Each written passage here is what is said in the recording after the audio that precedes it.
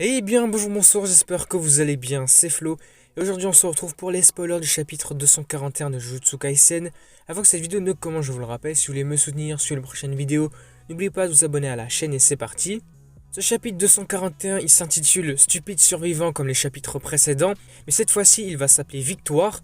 Alors, je ne sais pas pourquoi il s'appelle comme ça, parce qu'à la fin du chapitre, on n'a pas vraiment la victoire d'un personnage par rapport à l'autre. Ce chapitre démarre par un flashback de l'époque où Takaba était à l'université. Bon là vous voyez, vous vous dites, il y a un flashback, Takaba il va mourir, non pas du tout, il va même pas mourir juste après. Je pense qu'ici c'est juste pour en apprendre un peu plus sur le personnage, pourquoi il est devenu ce qu'il est aujourd'hui.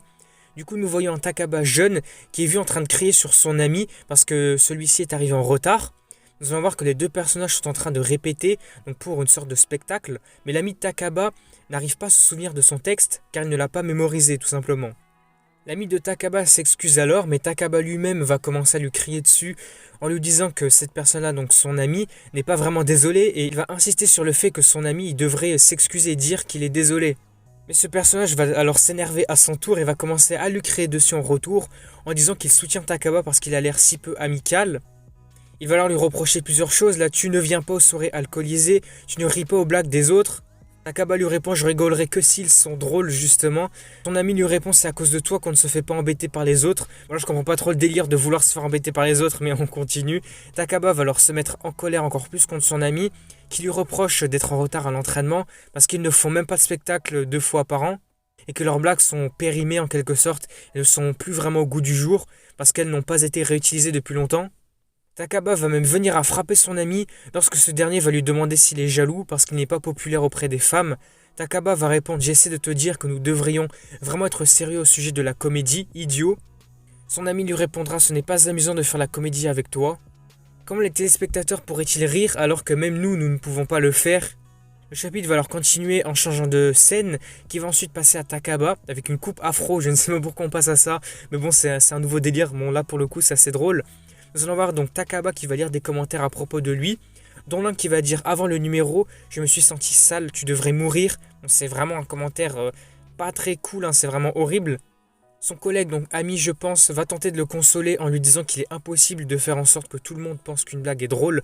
Forcément il y aura toujours des personnes qui sont qui sont positives, qui sont là pour rigoler, et d'autres qui vont toujours être là pour critiquer, qui vont jamais être d'accord avec la personne. Continuons le chapitre avec un changement de scène à nouveau.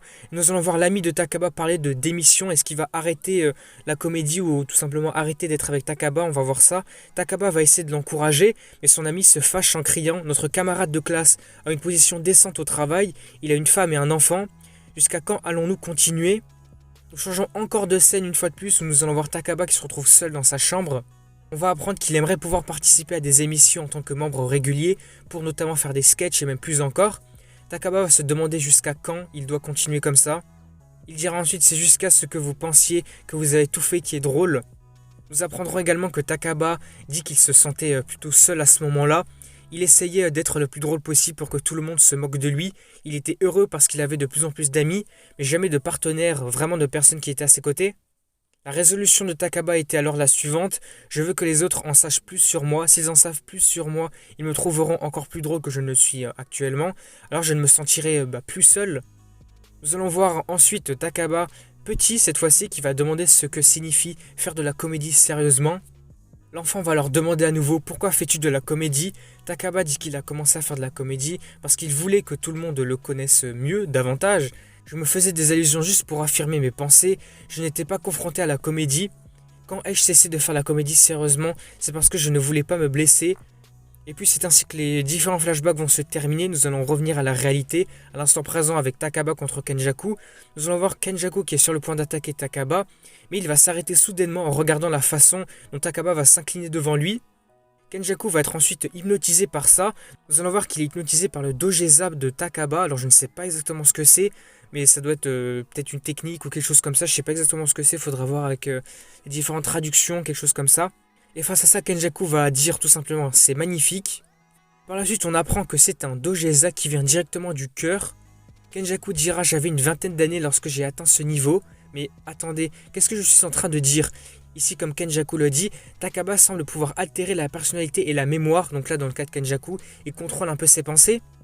Alors c'est vrai qu'ici ça paraîtrait encore un peu plus fou concernant son pouvoir tout simplement, parce qu'il serait même capable d'affecter les pensées des personnages. Parce que déjà qu'il modifie un petit peu la réalité en quelque sorte, on va dire ça comme ça. Mais là, si tu changes carrément les modes de pensée d'une personne, sa réflexion, c'est un peu plus intéressant. Takaba dira alors face à ça: je suis désolé, je vais te faire rire si fort que tu en auras mal à l'estomac.